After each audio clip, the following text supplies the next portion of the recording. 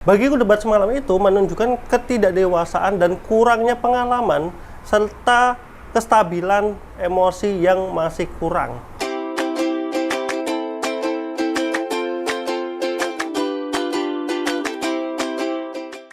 Halo, selamat datang di Serangkai Selalu Channel Badan Kuardiasa, dan kali ini kita akan lagi membahas berkaitan dengan debat kedua, berkaitan dengan debat yang sudah dilaksanakan pada tanggal 22 Desember 2023 yang membahas berkaitan dengan ekonomi salah satunya ya.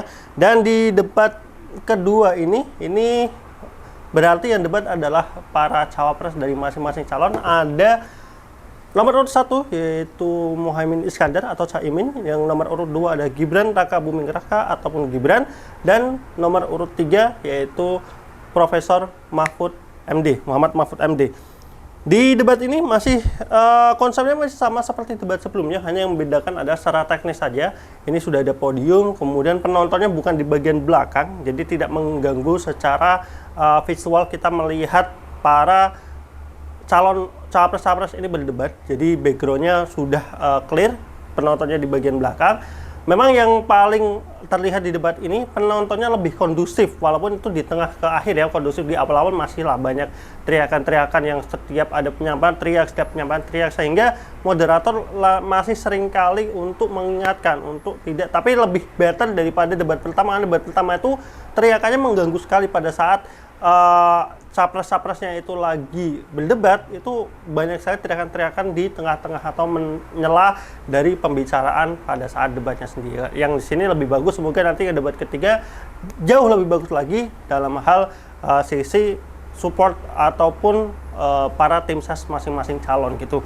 Nah, di debat kali ini nanti masih akan ada satu penyampaian visi misi dari ketiga cawapres, kemudian ada sesi pendalaman visi misi yang mana pertanyaan dari panelis, nanti kemudian dilanjutkan dari sesi tanya jawab antar cawapres ya ke masing-masing calon yang lainnya gitu.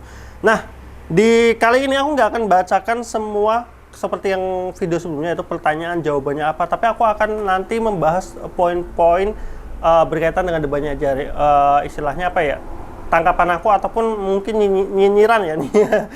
Kayak mau nyebut review kayak gimana gitu, ini aku nggak punya, istilahnya bukan backgroundnya dalam hal perpolitikan untuk mereview, tapi ya kita nyinyirin aja lah berkaitan dengan debat semalam itu ya. Nah, kali ini dalam visi misi di sini aku menyoroti dari yang pertama, karena yang disampaikan adalah dari Gibran dulu, nomor urut 2. Menurut aku di sini udah bagus bagaimana dia menjelaskan visi dan misinya, tidak seperti kemarin Pak Prabowo lebih pada ketegasannya dalam konsep, tapi di sini udah mulai dijelaskan nih misinya, salah satu tugasnya apa aja. Jadi di sini menurut aku bagus-bagus aja dari Gibran. Dari Pak Mahfud ini sama sebenarnya, disebutkan juga visi misinya, tapi dititik beratkan pada masalah hukum, karena ya kita tahu lah Prof Mahfud sangat berpengalaman ataupun punya kapabilitas lebih berkaitan dengan hukum. Jadi banyak sekali poin-poin yang disampaikan dalam visi misi ini disorotinya adalah pada aspek penegakan hukumnya, karena memang seperti yang disampaikan ekonominya itu sebenarnya banyak sekali mandek ataupun tidak berjalan sesuai semestinya karena prosedural dan juga penguatan apa ya, istilahnya kayak tebang pilih antar aparat dalam penegakan hukum di kasus masalah ekonomi ini gitu. Jadi berkaitan dengan nah, cuman yang ketiga ini yang Caimin ini berkebalikan dengan si debat sebelumnya. Kalau debat sebelumnya yang selalu pakai gimmick adalah Prabowo, kalau di debat yang kali ini atau nomor urut 2 yang debat kali ini, Caimin menurut aku kebanyakan gimmick selepetnya itu kadang agak mengganggu aja sih, agak mengganggu atau malah justru terkesan kayak cuman bercandaan aja. Jadi di sini kebanyakan gimmick, walaupun ya secara visi misi tetap disampaikan, tapi ya itu gimmick selepetnya itu agak too much saja sih di penyampaian sepanjang debat ya. Aku nggak cuma visi misi, cuman di visi misi ini udah kelihatan banget dari awal gimmick selepetnya itu, dan ternyata itu dibawain nanti semua di sepanjang debat itu. Oke, kita masalah pendalaman visi misi, yaitu pertanyaan dari panelis. Di sini dari Pak Mahfud itu mendapatkan pertanyaan terkait ekonomi kerakyatan digital, yaitu berkaitan dengan kebocoran data, dan di sini Pak Mahfud menjelaskan bahwasannya ya ekonomi digital itu nggak bisa dihindari berkaitan ada masalah banyaklah kasus terkait pinjol dan lain-lain. Dan sekali lagi di sini beliau menyoroti berkaitan dengan masalah hukum yang masuk dalam kasus-kasus seperti pinjol, kemudian ada apa ya, kripto dan lain-lain itu masuknya ke hukum perdata, sehingga itu tidak bisa diproses di kepolisian ataupun dari OJK sendiri yang tidak bisa karena itu adalah ilegal, sehingga di sini lebih kepada penanganan, penangkapan dan proses hukumnya yang kurang tepat pada sasaran jawabannya. Jadi berkaitan dengan ekonomi digitalnya itu memang nggak bisa dihindari aja, tinggal gimana penerapannya dan juga konsekuensinya itu dimitigasi dari peran pemerintah. Nah, kalau dari sebenarnya kalau di poin ini tidak ada yang terlalu menarik ya berkaitan dengan ini lebih kepada timpal-timpalan biasa aja. Di sini Cak Imin menanggapi ya sesuai dengan teknologi kepada masyarakat. Gibran yang memberikan contoh berkaitan dengan penguatan cyber security, yaitu dia mencontohkannya Solo Technopark, comply pada regulasi dan penguatan SDM-nya. Dan di sini ya Pak Mahfud, semua yang diusulkan dari Cak Imin dan Gibran itu sudah masuk dalam visi misinya. Jadi ya di sini masih normatif aja, tidak gimana. Kemudian di pertanyaan kedua itu untuk Cak Imin, yaitu berkaitan dengan investasi. Kontribusi usaha 13%, negara lain lebih tinggi. Bagaimana mendorong usaha menengah dan usaha kecil itu naik kelas? Nah, di sini Cak Imin yaitu pertama ada berkaitan dengan trust kepercayaan internasional dan dalam negeri dengan kepastian hukum. Kemudian ada berkaitan dengan investasi itu harus terbuka, peningkatan kapasitas dan kualitas dari UMKM, dari pemerintah meyakinkan kualitas strategi pemasaran dalam dan luar negeri. Secara jawaban menurut aku ini istilahnya udah menyampaikan lah gimana peran pemerintah dalam menangani kasusnya.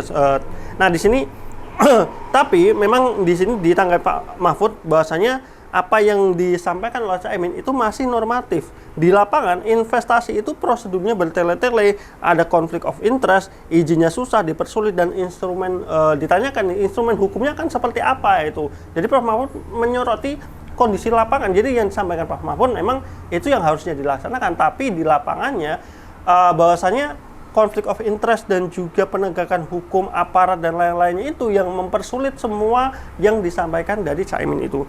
Dari Gibran di sini berkaitan dengan penurunan indeks, ini aku agak kurang dengan indeks apa. Di sini disampaikan menimbulkan trust kepada para investor, akses logistik harus terkoneksi untuk UMKM, memperbanyak inkubasi, pendampingan dan pemerintah. Di sini dibalas dengan Cak Imin, yaitu bantu permodalan dan kapasitas produksi. Ada prasyarat dari pemerintah, kita punya undang-undang Omnibus Law dan lain-lain. Pemerintah terlalu lambat, harus diselepet lagi gimmick selepet ya dalam mempercepat prosedurnya pembenahan pemerintah untuk sarana dan logistik. Di sini juga masih normatif ya, debatnya masih ya textbook banget lah penyampaiannya, walaupun di sini udah diimbuhin dari Prof Mahfud berkaitan dengan kondisi lapangan yang akhirnya ya kita untuk kalian yang sering bersinggungan dengan pemerintahan, surat menurat izin dan kalian pasti paham lah yang dikatakan Prof Mahfud terkait izin yang bertele dan lainnya.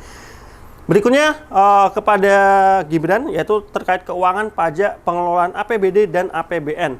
Hanya sepertiga untuk biaya ini aku pertanyaan kayaknya agak kelewat. Hanya sepertiga untuk biayaan pembangunan. Ini pertanyaan. Hanya sepertiga untuk biaya pembangunan, padahal janji kerja paslon butuh biaya tinggi. Mana prioritas? Fisik atau kualitas SDM ekonomi rakyat? Di sini dijelaskan dari Gibran, tidak semuanya itu harus pakai APBN, kolaborasi dengan swasta, apa PR kita ke depan, PR ya, menambah penerimaan negara, membentuk badan penerimaan negara yang dikomandoi oleh Presiden, menaikkan rasio pajak sehingga bisa didistribusikan ke yang lain. Nah, di sini Cak Imin, saya tertarik dengan IKN, tadi tergelitik anggaran IKN itu 20% dari APBN, sisanya dari investor. Ini bukan Imin ya, ini Prof Mahfud yang menyampaikan. Anggaran IKN itu 20% dari APBN, sisanya dari investor. Sejauh ini belum ada investor. Tolong sebutkan investor mana, tanah dikuasai pengusaha-pengusaha tertentu.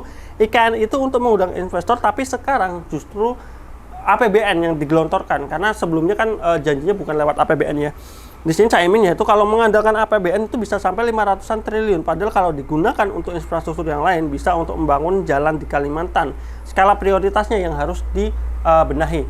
Ini mulai menarik karena mulai menyerang pada salah satunya adalah program IKN yang selalu di debat sebelumnya juga menarik berkaitan dengan Prabowo dan juga usulnya ke 01 ya, karena memang punya sentimen kurang di proyek IKN gitu. Nah di sini kembali lagi ditanyakan, tapi berkaitan dengan masalah pendanaan IKN yang di beritanya memang investornya itu masih kurang gitu. Nah di sini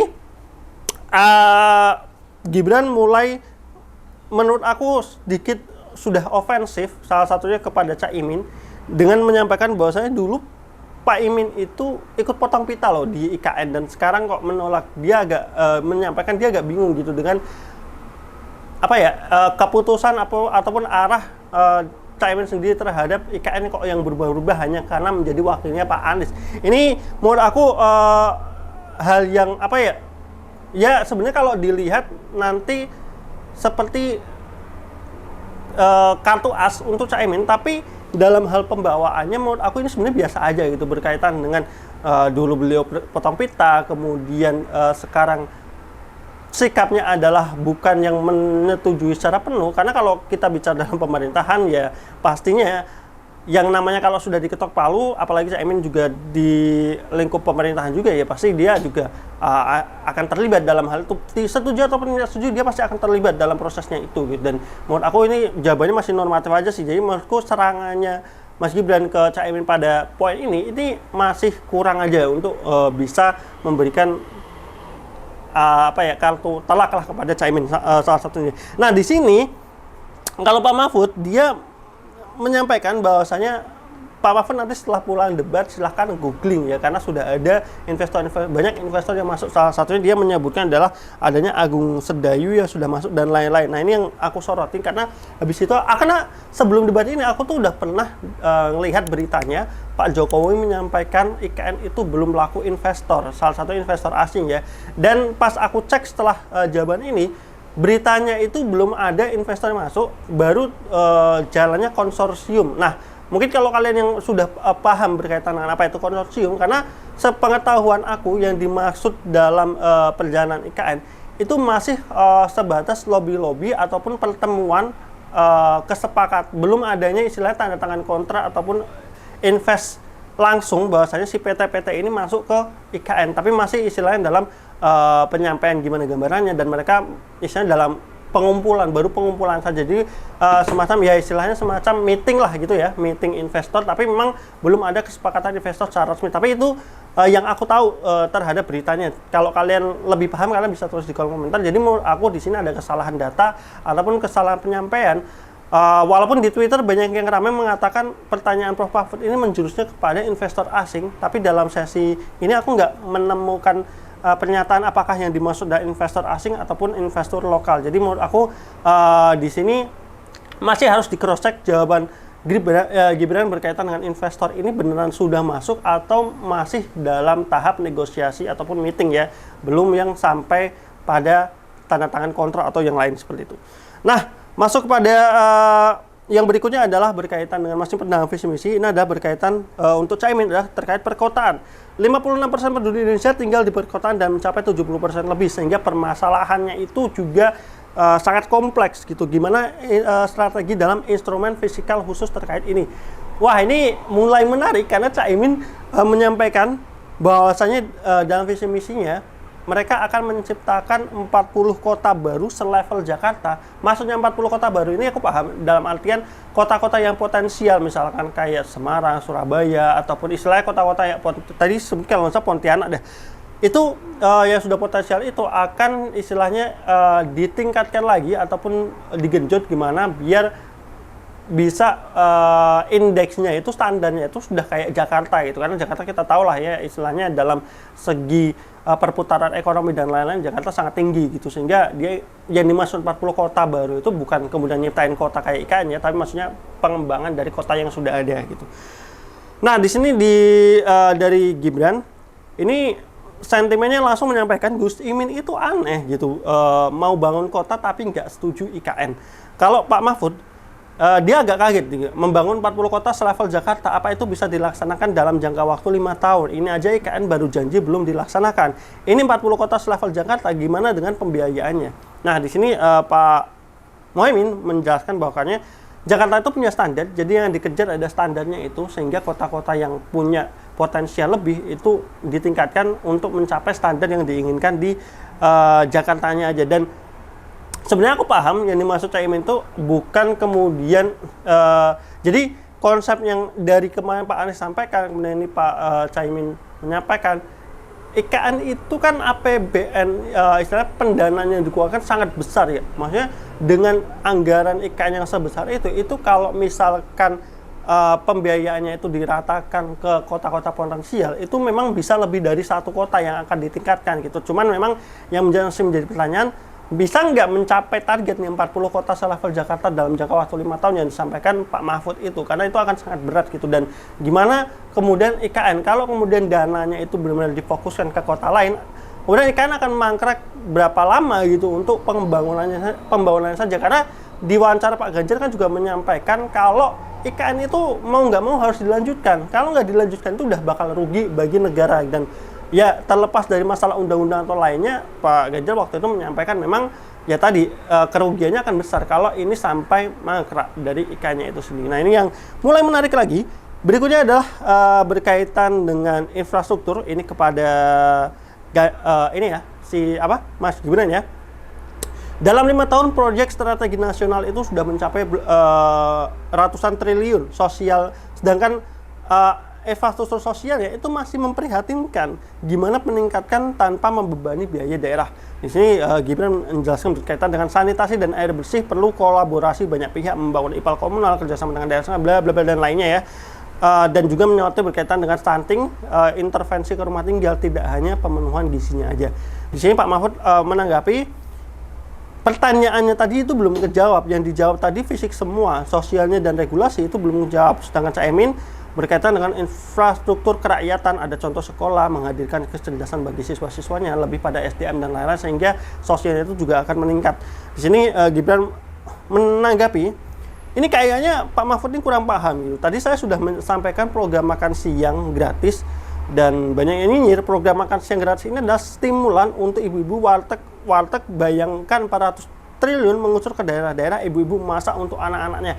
Nah, ini aku kayaknya akan bikin konten khusus berkaitan dengan masa program makan siang gratis ini, karena di sini ada jawaban berkaitan dengan 400 triliun muncul ke daerah-daerah, ibu-ibu masak untuk anak-anaknya. Ini nanti bentuk konkretnya itu apakah uang kepada keluarga atau gimana? Karena kok ibu-ibu masak ke anak-anaknya itu kan berarti orang tuanya ya, bukan bantuan langsung dari pemerintah berupa makanan. Ini yang menjadi pertanyaan terkait program makan gratis ini dan 400 triliun. Ya nanti kita bahas di konten khusus saja ya berkaitan dengan masalah ini.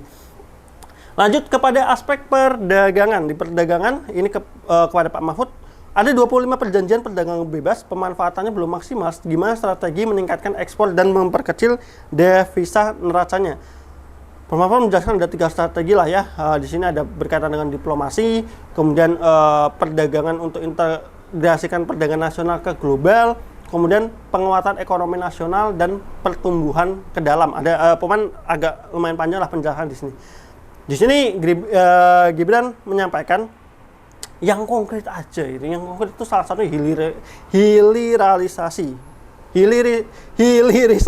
Aduh, stop banget deh. Istilahnya ini program yang sudah berjalan sebenarnya di programnya Pak Jokowi, yaitu jangan kirim barang mentah seperti timah, kemudian di sini istilahnya sudah menyebutkan beberapa ya. Nikel yang sudah berjalan itu salah satu nikel, kemudian nanti ada yang lainnya. Sedangkan Caimin kalau diplomasi pemasaran itu normatif, yang penting gimana selepet lagi diplomatnya untuk jadi diplomat ekonomi yang kuat. Selepet lagi. Di sini Pak Mahfud kalau yang Caimin berkaitan dengan hal itu ya intinya pada rekrutmen diplomatnya. Jadi program rekrutmen diplomat itu sering banget titipan dari partai politik sehingga mereka tidak paham menguasai lapangan. Jadi rekrutmennya harus diperketat. Ya, ini suatu yang memang di lapangan terjadi seperti itu ya. Nah, kalau Mas Gibran terkait hilirisasi itu kan sudah berjalan, sudah masuk. Jadi maksudnya Prof Mahfud itu menjelaskannya gimana peningkatannya lagi. Jadi tidak lagi membahas pada aspek hilirisasinya, tapi peningkatan yang lainnya untuk mendorong itu. Jadi hilirisasinya itu udah masuk, udah berjalan. Jadi poinnya adalah di bagian itunya.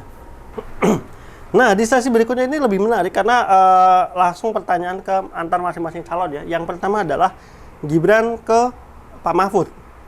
Gimana regulasi untuk carbon capture and storage? Nah, di sini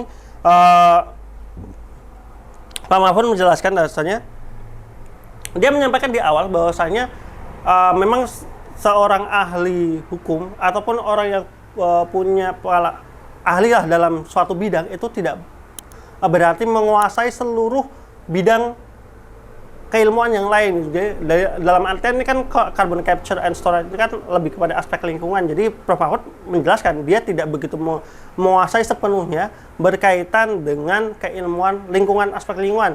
Karena ini yang harus digarisbawahin, ini menjadi banyak perdebatan khususnya di pendukungnya nomor 2 yang mengatakan bahwa pertanyaan ini ada pertanyaan sangat pintar dan Prof. Mahfud nggak bisa menjelaskan ataupun menjawab pertanyaan ini.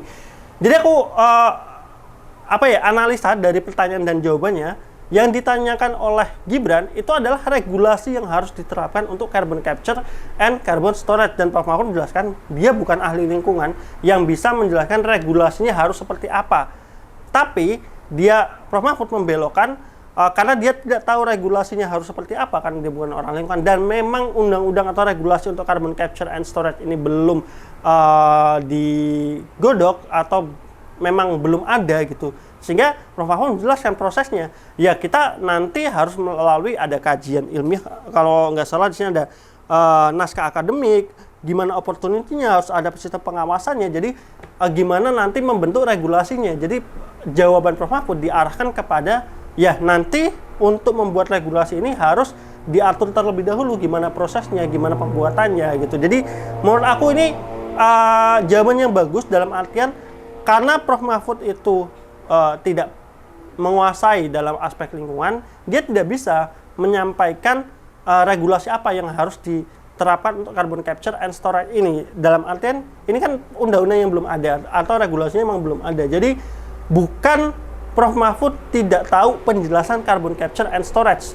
Agak beda ya, karena kalau dilihat di Twitter itu banyak sekali menjelaskan, istilahnya kayak, pertanyaan 02 ini sangat bagus sehingga 03 tidak bisa menjelaskan. Ini saya jelaskan nih yang dimaksud dengan carbon capture and storage. Padahal itu semuanya orang googling di internet. Kalau ditanyain langsung pasti nggak paham gitu. Jadi dan di sini ya istilahnya disampaikan kalau Pak Gibran menyampaikan kan di sini Prof. Mahfud juga istilahnya ofensif balik ya berkaitan dengan nggak semua instrumen-instrumen ataupun istilah penguasaan itu dipahami. Jadi kalau ditanya sekarang, Anda pasti juga tidak akan tahu karena ini harus diuji terlebih dahulu.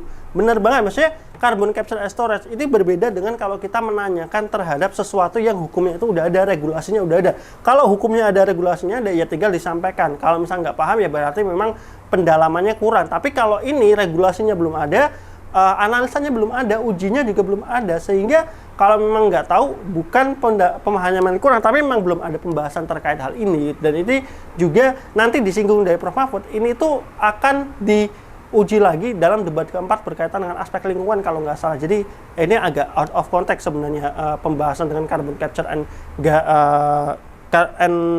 carbon storage ya kalau nggak salah. Jadi itu, jadi di sini bukan aku mendukung Prof. Mahfud, tapi menurut aku orang-orang nangkepnya salah. Yang ditanyakan itu ada regulasinya, bukan pengertian carbon capture and storage ya. Jadi sekali lagi kalau regulasinya di sini Prof. Mahfud juga menjelaskan ini memang belum ada, dan juga memang beliau bukan pakannya, jadi nggak bisa to the point langsung menyampaikan regulasinya akan seperti apa gitu. Tapi ya udah dibalikin aja gimana nantinya untuk membentuk regulasi untuk carbon capture and storage ini. Nah, selanjutnya adalah Pak Mahfud ke Caimin. Di sini adalah saya melihat dalam visi misinya efisiensi akan meningkat kalau itu bisa dicapai seperti tahun 89 dan 91 itu bisa meningkat sampai 7%. Sedangkan dalam visi misi Caimin aku agak kurang paham, ini banyak banget persentase-persentasenya. Intinya di visi misinya itu ada peningkatan terkait 4% itu harusnya bisa sampai 7%. Tapi kenapa cuma sampai 6%? Ini poinnya ke situ lah ya. Dan ya di sini aku nggak bakal berkomentar banyak karena di sini lebih kepada matematis terkait pertumbuhan ekonomi. Aku tidak menguasai, tapi intinya di sini menurut aku Caimin kurang bisa menjelaskan gimana persentasenya karena di sini Prof. Mahfud sangat yakin bahwa persentasenya itu yang disampaikan Caimin itu melenceng. Kalau ada targetnya target A-nya itu 4%, harusnya pertumbuhan ekonominya itu 7%, nggak cuma sampai 6%. Jadi ya sekali lagi nanti kalian yang lebih paham terkait hitungan ini, kalian bisa saksikan bagian debatnya, mungkin kalian bisa jelaskan di kolom komentar. Jadi aku nggak akan berkomentar banyak di poin ini.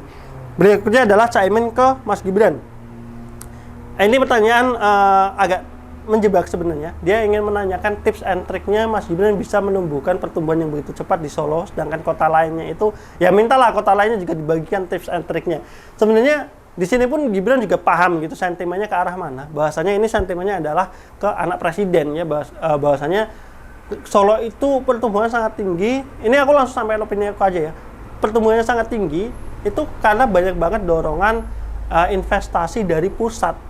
Ini sempat dibahas di salah satunya Tempo dan beberapa berita bahwasanya pertumbuhan yang terjadi di Solo itu sangat didorong ataupun dibantu dari pusat, baik itu BUMN, itu banyak banget acara-acara atau investasi-investasi yang terjatuhnya ke Solo. Ini ya kalau ditarik ini juga salah satu kelemahan dalam, aku nggak tahu ya istilah kalau di sini Mas Gibran nggak terlalu menjelaskan secara spesifik ya tips and triknya, makanya ditanyakan balik lagi kan sama Caimin gitu terkait tipsnya harusnya seperti apa gitu, karena ini harus dikaji lebih lanjut. Kalian harus coba cek lagi berita-berita kenapa pertumbuhan di Solo itu sangat pesat banget, di kota-kota lain enggak gitu. Dan kalau dari sentimen aku pribadi ini pasti mengarah aspek salah satu ya kedekatan antara wali kota dan juga pusat lah ya, sehingga ya gimana kalau anak presiden aja yang minta, pasti ya istilahnya banyaklah komisaris-komisaris BUMN yang pasti mendukung penuh di situ, dan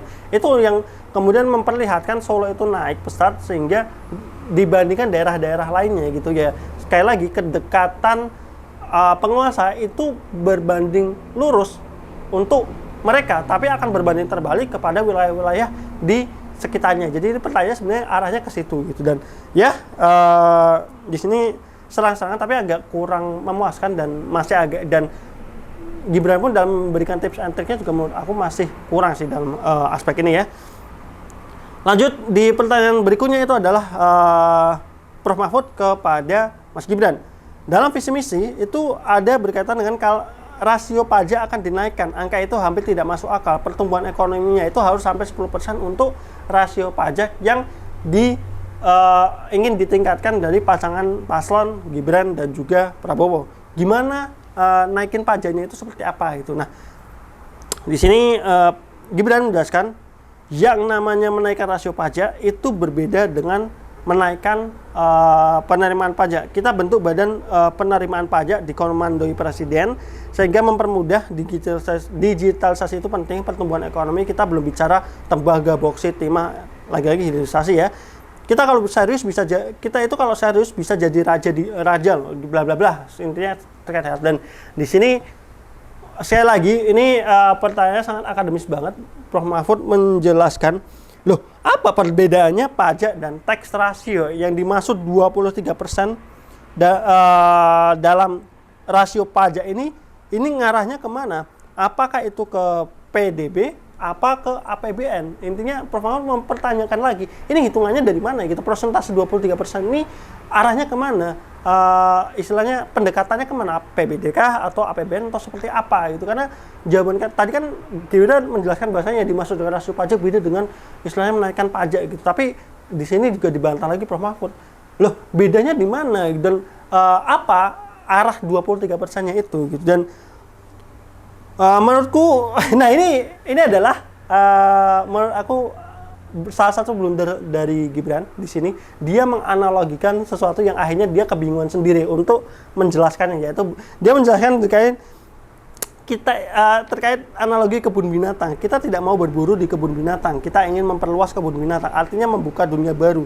Yang punya NPWP baru 30%, kita perlu meningkatkan, aku agak kelewat lagi di bagian ini, tapi intinya dia agak kebingungan pada saat menganalogikan kebun binatang itu sampai pada waktu dia habis gitu. Jadi menurut aku di sini agak bingung sendiri gitu. Gimana menganalogikan pajak itu pada aspek kebun binatangnya. Nah, tapi di sini intinya di sini yang disampaikan adalah para pengusaha yang punya NPWP itu baru 30%. Jadi harus ditingkatkan dalam orang-orang yang sudah berusaha untuk yang punya NPWP dan lain-lain lah ya. Tapi di sini nggak menjawab tadi 23%-nya itu PDB, APBN. Itu menurut aku dari pertanyaan Prof Mahfud itu belum kejawab di sini. Dan yang terakhir adalah Caimin ke Prof Mahfud terkait pemerataan akses tanah dan lahan, akses modal ekonomi.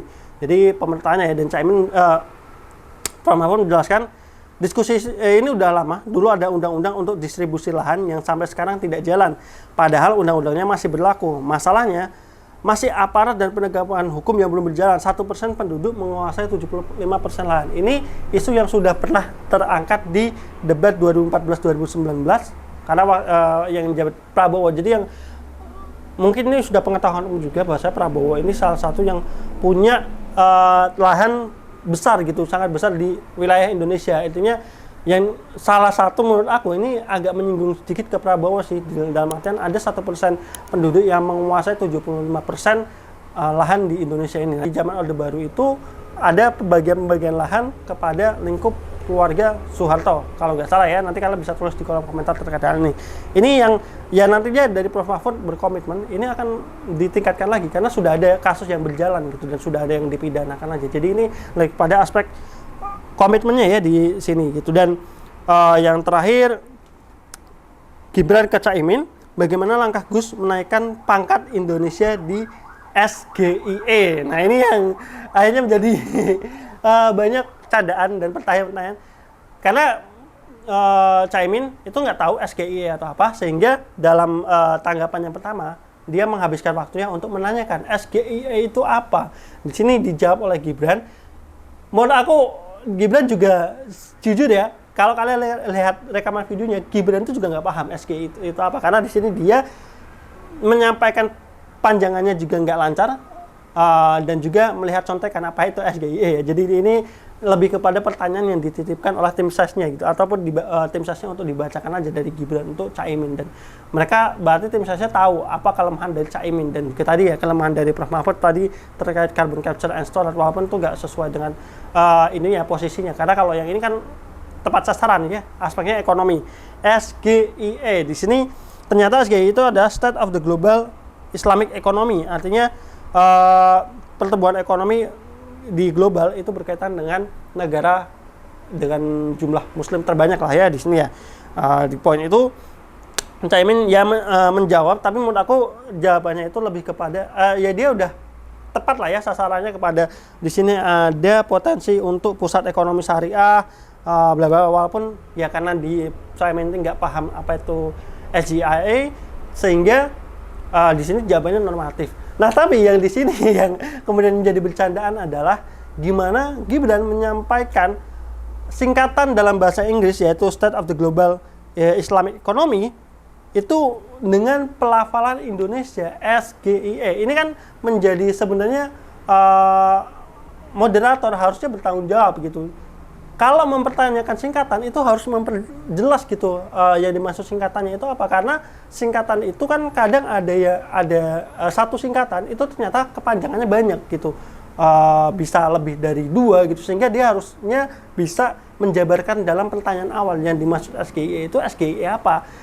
Apalagi ini adalah singkatan Inggris ya, State of the Global Islamic Economy, SGIE. Itu kan seharusnya dibacanya pakai pelafalan Inggris, bukan pelafalan Indonesia. Ini kalau kemudian Caimin menjawab, oh maksudnya SGIE, artinya mas kalau singkatan bahasa Inggris yang disampaikannya dengan pelafalan Inggris jangan Indonesia, itu lebih kacau lagi. Cuman ini juga artinya minus juga untuk Caimin karena dia tidak menguasai peringkat-peringkat terkait dengan Islam, istilahnya apa ya, ekonomi syariah Islam seperti ini, padahal beliau adalah ketua dari partai yang basisnya itu Islam. Nah ini mungkin sekali lagi berarti ini satu dalam aspek pertanyaan menurut aku Gibran di sini agak curang karena dia mempertanyakan singkatan tanpa menjelaskan singkatan yang dimaksud, arahnya singkatan kemana, pelafalannya juga salah. Tapi di sisi lain Caimin juga tidak menguasai berkaitan dengan apa ya, peringkat-peringkat seperti ini, padahal beliau adalah ketua partai yang berbasis pada Islam salah satunya, yaitu di PKB sendiri. Jadi itu untuk ringkasan ataupun nyinyiran aku terkait debat Cawapres semalam. Nah, kalau kita ngobrolin gimana sih kesimpulan dari debat Cawapres semalam, aku bisa sampaikan yang pertama adalah untuk Caimin sendiri. Menurut aku Caimin masih belum menguasai debatnya. Ya sebenarnya wajar sih, karena ini kan adalah debat pertama dia belum pernah maju, kalau nggak salah belum pernah megang pemerintahan tingkat wali kota gubernur, kan belum pernah ya Caimin. Kemudian ini juga debat pertamanya yang disaksikan seluruh Indonesia. Wajar pengalaman dia kurang, jam terbang dia kurang, jadi masih kurang lah untuk aspek ini.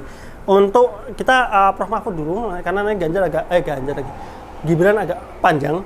Kalau Prof Mahfud, beliau ini adalah dari ketiga ini, beliau adalah satu-satunya orang yang paham level nasional, sehingga bahkan internasional lah ya, sehingga Prof Mahfud di sini banyak sekali menjelaskan realita lapangan di tingkat levelnya nasional, nggak cuma daerah lagi, levelnya bukan wali kota ataupun gubernur.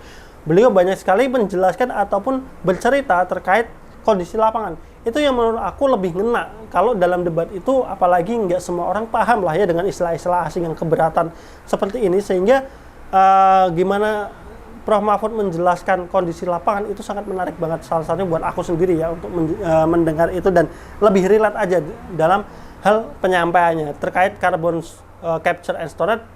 Pak Mahfud pun menjelaskan itu nanti di debat keempat, tapi di sini memang ya dia juga sudah menjelaskan kan tadi ya, udah aku bicarakan banyak lah, kalian tanyakan regulasi bukan lagi aspek poin pengertiannya. Jadi kalau regulasi ya tadi menurut aku udah bagus lah untuk pertanyaan ke situ. Nah, kalau Gibran ini kan pendukungnya sangat heboh banget ya. Jujur, memang kalau dari yang disampaikan ini sedikit keluar lebih tinggi dari ekspektasi aku untuk Gibran penyampaiannya di debat kali ini, karena ekspektasi aku kan dari sebelum-sebelumnya dia selalu blunder ya, banyak sekali aspek-aspek yang tidak dia kuasai, dan di sini kelihatan banget dia hafal dengan apa yang dia sampaikan. Cuman ya sekali lagi di sini itu masih menurut aku ya kesannya itu textbook banget gitu. Dan ada jawaban-jawaban yang dia nggak paham, akhirnya dipelintirkan ke gestur yang gimana ya, semua tanggapan Gibran kalau kalian nonton dari awal sampai akhir itu tanggapannya seakan ofensif semua. Jadi kayak satu kesan ofensif, kayak misalkan saya tuh bingung kepada Caimin, atau misalnya Prof Mahfud tuh kayak harus googling lah. Terus ada lagi berkaitan dengan mohon maaf kalau pertanyaan saya terlalu sulit. Ataupun ofensifnya itu dalam artian gesturnya ya, kayak misalnya mohon banget Prof Mahfud, atau istilah kayak maaf Caimin, atau istilah nada-nada yang di sini punya kesan sedikit merendahkan ataupun emosinya itu kurang terjaga dalam aspek ini. Ini menunjukkan menurut aku kedewasaan berpolitik dari Gibran secara umur dan pengalaman itu masih kurang, karena kalau kita ngelihat di 2014-2019 Pak Jokowi itu berhadapan dengan Pak Prabowo itu juga mengalami kasus yang sama, dalam artian Pak Jokowi menanyakan waktu itu ada unicorn, ada yang lain, dan cara beliau menanggapinya itu tetap santai gitu dengan wibawanya sendiri, tapi berbeda banget dengan Gibran malam ini yang sentimennya itu cenderung negatif ke calon lain. Jadi ini menunjukkan secara emosional dia itu belum sedewasa itu dalam berpolitik, karena kalau kita ngelihat para politikus itu kok udah harusnya pintar, dalam artian jam terbangnya udah tinggi, dia tuh paham gitu ketika di posisi A ya dia harus nanggep apapun itu, sejelek apapun itu ya dia harus bisa menahan emosinya, yang dikedepankan adalah argumentasinya. Tapi kalau Gibran di debat semalam itu selalu semuanya dimulai dengan gestur dan juga sentimen kurang bagus dan juga sedikit ofensif. Nah, tapi karena semua tanggapan dibikin ofensif, akhirnya nggak semuanya itu substansial gitu. Jadi cara menyerangnya itu berbeda dengan debat yang pertama. Debat yang pertama itu menurut aku cara timbal balik serangan-serangannya itu pas gitu, karena memang tepat aja pada saat dia menyampaikannya itu tepat, tidak seperti yang Gibran ini, yang malam ini semuanya itu kayak dibikin sentimen negatif, semuanya itu dibikin menyerang, itu yang agak kurang pas aja gitu dalam hal penyampaian ini. Dan juga setelah debatnya selesai kan juga beliau istilahnya tanda kutip menyindir dalam Twitternya, ada hehe dan juga istilahnya let him cook atau apalah ya. Ya itu menunjukkan kedewasaan politik yang masih kurang. Dalam artian di sini dia masih ingin memperlihatkan kepada lawan politiknya bahwa ini loh aku bisa loh, ini loh. Dia masih terbawa emosional untuk membalas sentimen-sentimen negatif yang mengarahkan kepadanya dengan hal seperti ini. Dalam artian ya sekali lagi ya, kedewasaan emosionalnya aja yang menurut aku di sini menunjukkan kelasnya berbeda dengan Prof Mahfud, bahkan sekelas Caimin saja gitu maksudnya. Tapi Caimin memang di sini ya aku akuin sangat kurang banget di debat kali ini, dan Prof Mahfud sih lebih menguasai dalam hal lapangan ya. Kalau di sini ya Gibran lebih memahami tapi dalam konteks textbook. Makanya ketika jawabannya itu keluar dari textbooknya itu seperti tadi berkaitan dengan persentase pajak, dia nggak bisa jawab, dia mengalihkan ke kebun binatang yang bahkan dia sendiri kebingungan dalam menjelaskannya. Jadi menurut aku itu untuk debat cawapres semalam, kesimpulannya debat cawapres semalam agak membosankan, lebih kepada presentase masing-masing, belum saling serang pun. Tadi yang aku sampaikan, ofensifnya Gibran itu banyak yang menurut aku kurang tepat posisi. Banyak hal yang harus di cross check dalam jawaban-jawabannya. Salah satunya tadi berkaitan dengan masalah investor, dan ada pertanyaan-pertanyaan yang memang tidak dikuasai masing-masing semuanya ya. Caimin tidak menguasai terkait SGIA, Gibran tidak menguasai saat ditanyakan persentase rasio pajaknya itu. Prof Mahfud itu memang tidak menguasai secara bidang keilmuan lingkungan, sehingga dia membelokkannya kepada ya udah gimana aja cara ngatur regulasinya supaya itu nanti sesuai gitu. Jadi tapi ya sekali lagi ini membosankan, dan paling menarik memang mendengarkan Prof Mahfud pada saat menjelaskan lapangannya. Jadi kalau nilai aku tetap yang terbaik untuk debat cawapres semalam itu masih dipegang oleh Prof Mahfud. Yang kedua adalah Gibran, yang ketiga baru Caimin ya. Sekali lagi kenapa aku menempatkan Prof Mahfud di atas Gibran semalam, karena menurut aku Prof Mahfud lebih paham skala nasional, penjelasannya tepat sasaran. Sedangkan kalau Gibran itu tadi pertanyaan itu satu ada pertanyaan melenceng ya, yang carbon capture and storage. Kemudian ketika itu bukan jawaban yang ditanyakan terkait rasio pajak persentase, dia tidak bisa menjawabnya, karena menurut aku penyampaian selain di sesi tanya jawab itu lebih kepada kayak presentasi aja sih, textbook aja gimana cara penyampaian, dan skalanya menurut aku masih skala daerah aja sih penyampaiannya. Ini yang sedikit aku kritik pada saat debat di 2014 Pak Jokowi itu banyak penyampaiannya itu masih levelnya daerah. Itu kenapa di 2014 itu aku jujur aja aku mendukung Prabowo, karena level yang disampaikan Pak Jokowi pada saat itu banyak yang levelnya level daerah, dan itu yang masih kebawa juga di Gibran kali. Jadi gimana menurut kalian di debat cawapres semalam? Silahkan kalian tulis di kolom komentar, silahkan beropini. Kalaupun kalian mendukung pasangan 1, 2 ataupun 3 ya silahkan, kalian harus punya pandangan masing-masing, jangan cuman hanya ikut-ikutan saja. Sampai ketemu di video berikutnya, nanti kita akan bahas di debat ketiga. Bye.